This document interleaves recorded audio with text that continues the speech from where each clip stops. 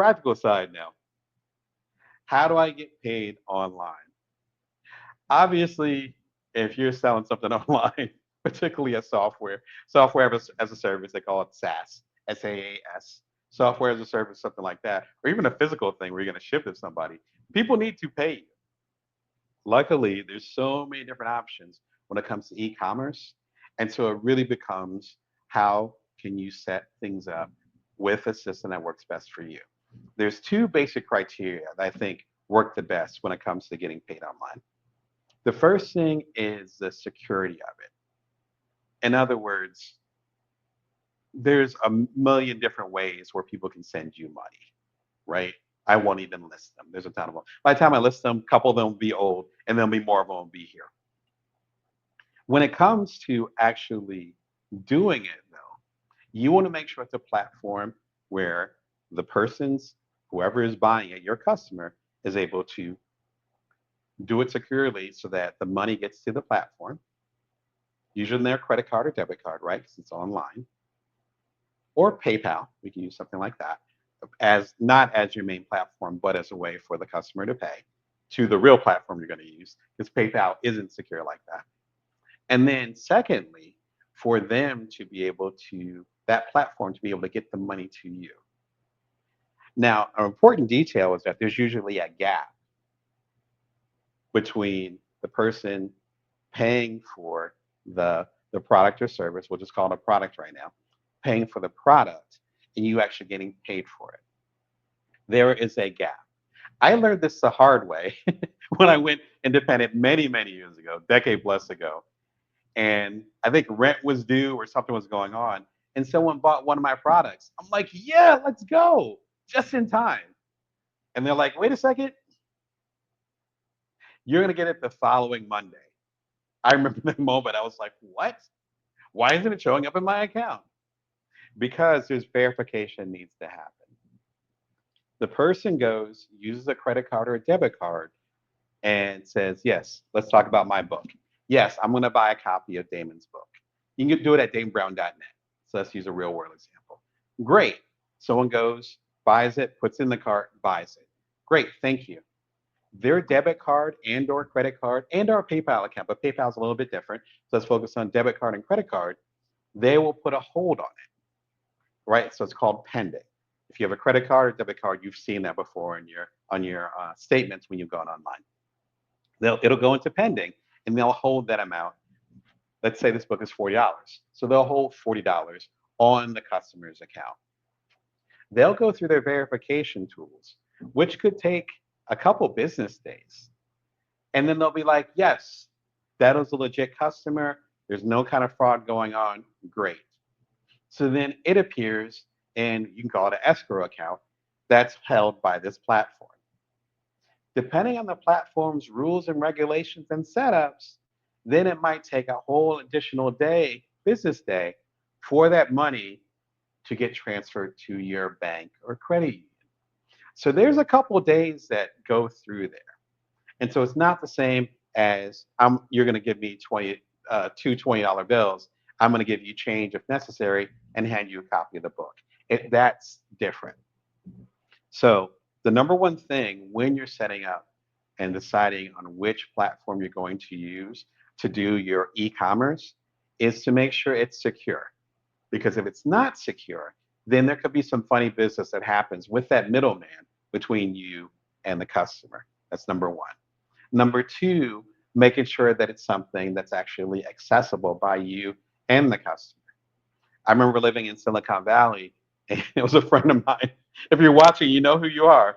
It was a friend of mine, probably like 10 years ago. And actually, it was further back, it'd be 15 years ago when I was over in Silicon Valley. And, me and my crew, whatever, we all went out to dinner or had drinks or something. And they were like, hey, I don't have any cash on me. It's like, all right, I got you covered, whatever. It's like, can I go ahead and such you? And I was like, you're going to do what? And we all looked at each other like, what are you saying? But there ended up being this new platform that allowed you to send people money. We had never heard of it. It's Silicon Valley. We still never heard of it. It's like, what? And they explained it, and we were like, okay. And then he was like, well, so I'm going to send this to you, but you need to download the app, and you need to become a member and all this stuff. We end up doing it, but it was like, why? You don't want your customer to go through that. You see how frustrating that sounds? Again, you know who you are. I love you.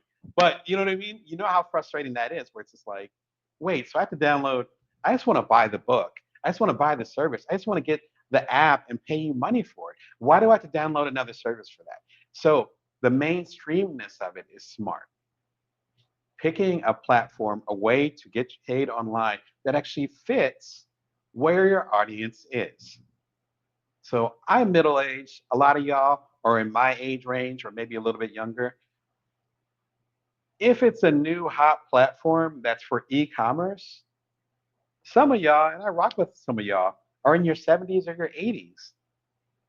If you're 18, maybe you might be on the hot new platform, but you know, right, you're not gonna pay me on Snapchat. Like that's not my audience.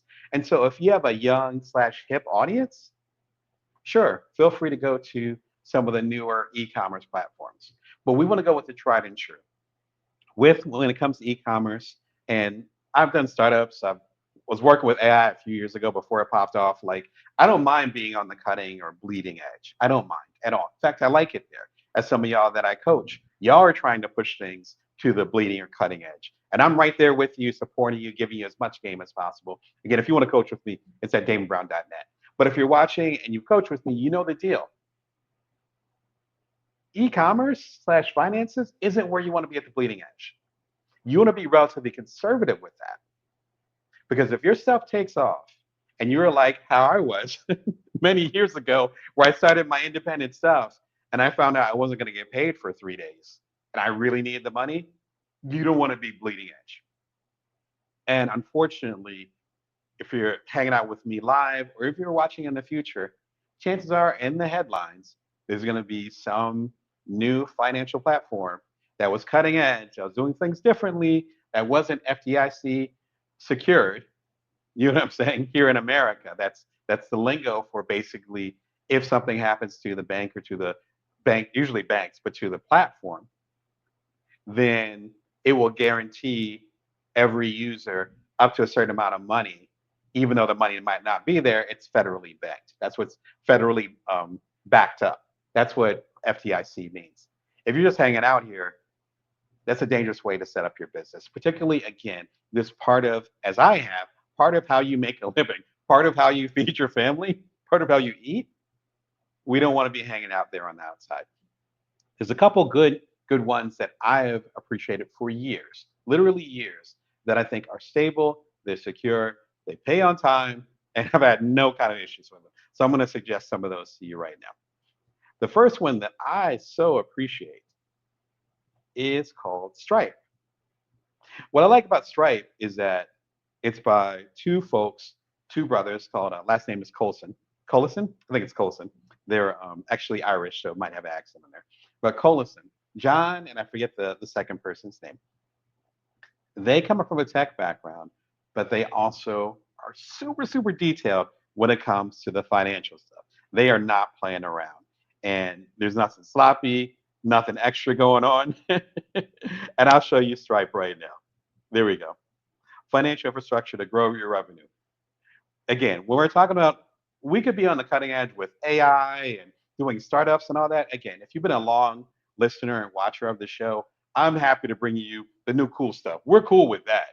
I will bring it to you in a heartbeat if it's something I think is going to help you level up.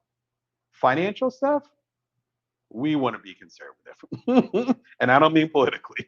We want to be conservative as far as how we handle our customers' money and how that money comes to us. Mark my words on that, okay? You don't want to be outside with this. Stripe is awesome, has a lot of good resources.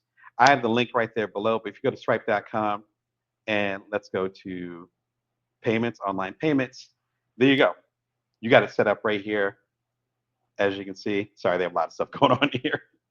And if you want to go directly, it's stripe.com/payments. But I highly recommend going to the front page I sent you to and just hanging out there. And then you see the vibes. Link here, start accepting payments. You click this, you put in your information, your bank and or credit union information, where you are. If you're overseas, there's probably other setups you can do based on your financial institutions. You set it up. They go and make sure it's secure. I think you're up and running in a day. And it'll break down all the good stuff for you. We go to features. This is the stuff I was talking about. If I lost you earlier, this is the stuff I was talking about. Accepting payments, processing payments. That's from when the customer gives their credit card or debit card to this platform, in this case, Stripe, and then they process it. Settle and reconcile. That means after the pending charge is done, Stripe, in this case, will send the information back to the bank or credit union and say, oh, yeah, we're good. Great. And it's not pending anymore. Now the money's officially in your Stripe. We'll call it escrow. And reconcile. Reconcile means maybe their credit card didn't go through. Maybe their bank and or credit union doesn't have enough money in the debit card to actually have the thing go through. What happens then? Stripe will handle it for you and, of course, manage. What I really like about Stripe too, and I'm not even going to click into that because it gets really detailed, is that they every single detail from, again, accept, the process to set and reconcile to manage, even that whole thing. Each detail has an overview. So I've been working with Stripe for, I'd say, about 4 years, something like that. Since I did an overhaul of my website, I'll show you in a moment at damebrown.net. So Stripe is actually connected to my website. So you purchase something on there and it goes right through. Again, I'll show y'all in a moment. And what I love about this setup is that going back to, what would that be, 2021, 2020 maybe, I can go and see every single transaction action, any issues that popped up, who the customer was, which credit card they use. If it's recurring payments, I can set that up. It's primo. It's excellent. Stripe is probably my favorite platform when it comes to those kind of details. I think it's really important to look at it from that particular standpoint. Another option is Square. Square is actually what I rocked with before I started working with Stripe, and I'll show you why in a moment.